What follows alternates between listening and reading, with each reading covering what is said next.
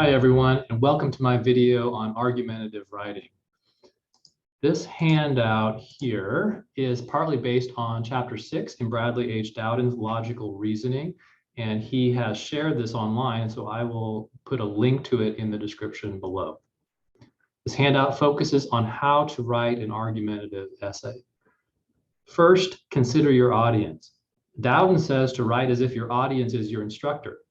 While this is generally good advice, it might be more helpful to write as if your audience is an intelligent friend who does not agree with your point of view. At least that's how I like to write argumentatively, having that in mind. The general structure of your essay should look like this. You've got an introduction, which is where you are going to tell them what you're going to say. You've got a middle, which is where you say it. And you've got the ending, which is where you tell them what you said. The title of the paper should give the basic idea, but should not be too wordy. And here I've given you a general outline or structure for a 5-paragraph argumentative essay. Your first paragraph should include background and introductory material, any terms that need to be defined, and a thesis statement. The thesis statement should appear at the very end of your paragraph, and this whole paragraph should be fairly short.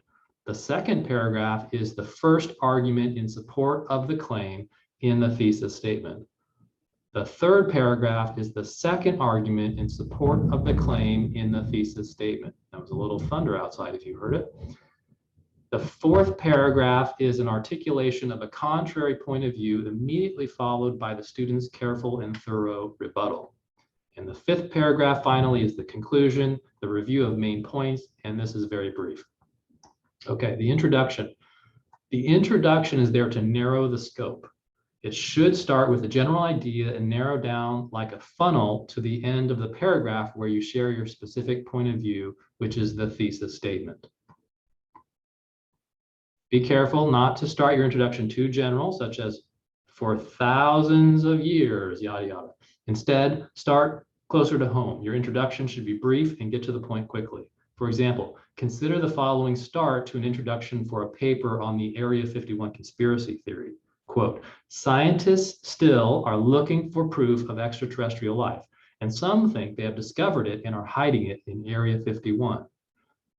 You can include a couple more facts after this, define some terms, but quickly get to the point with a thesis statement, such as the Area 51 conspiracy theory is false. One strategy is to include a roadmap in your thesis statement, such as, I will prove that the Area 51 conspiracy is false by showing that it is based on specious reasoning, commits a couple of inferential mistakes, and lacks good evidence. Certainly, this is a more detailed thesis statement and tells the reader what to expect, but logically, the roadmap is not required. A concise point of view, such as the Area 51 conspiracy theory is false, is enough to establish the direction of the essay. Let's talk about the body of the essay. So what follows the introduction is the body of the essay, or the middle. Each paragraph in the body of the essay should directly support the thesis statement. You don't have the space to define terms or trace the historical progression of the ideas. If these are important for the reader to understand, they should be included in the introduction. I want to say a few things about argument structure first. So in logic or in philosophy, we usually put our arguments like this. Premise, premise, conclusion. Number one, first premise. Here's the standard one. All men are mortal. Number two, Socrates is a man. Number three, the conclusion. Therefore, Socrates is mortal. But when we write an essay, we actually turn it upside down.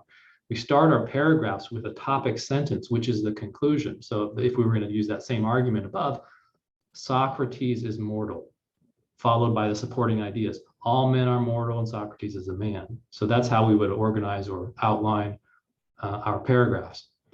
Each paragraph of the body of the essay should begin with the topic sentence, which is the conclusion of the paragraph, and serves as support for the essay's thesis.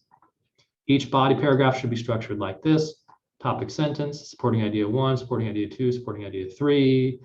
There might be more supporting ideas in that, or fewer, depending on your space. Of course, you may include You may want to include secondary reasons, ones that support each supporting idea, but you don't want to take this too far and use up your limited space. A good rule of thumb is to dedicate equal space to each body paragraph. So what about some general advice? Dowden gives several suggestions to improve your writing. First, about proving your conclusion. He says a proof is simply a, quote, strong, convincing argument. It need not be an argument so strong that it would be absolutely impossible for the claim to be false. If a proof is only possible if something can be shown to be 100% certain, then proofs are impossible. Then proofs are impossible except in mathematics, page 225.